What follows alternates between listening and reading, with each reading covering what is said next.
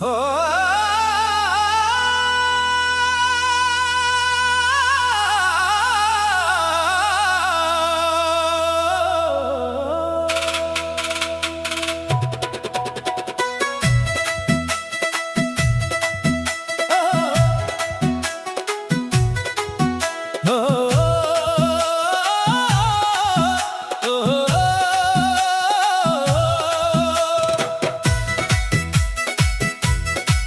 तोहरे लहंगा के खुशबू पागल बना देला,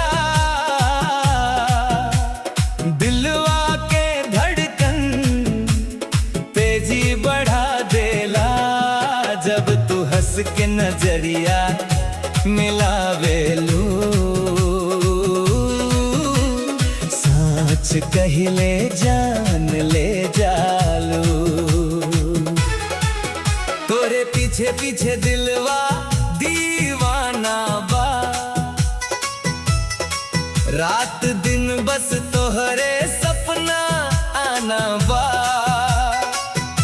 ए गोरी तोरे प्यार में हो गईल बेकाबू,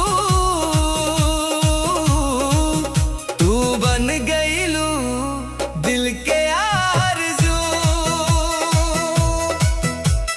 गोरी गोरी गोरी गोरी गोरी गोरी गो, गोरी गोरी गोरी गोरी गो। गोर गोर गाल तोहार गुलाब लागे, देखते ही दिलवा बेहिसाब लागे। कमरिया पे जब तू साड़ी गिरावेलू, सौ सौ बिजली दिल पे गिरावेलू।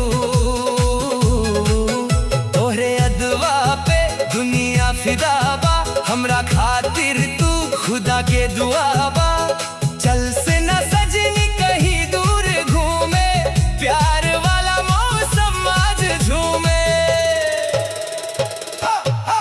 तोहरे लहंगा के खुशबू पागल बना देला, दिलवा के धड़कन तेजी बढ़ा देला। जब तू हंस के नजरिया मिलावेलू, सच कहिले जान ले जालू।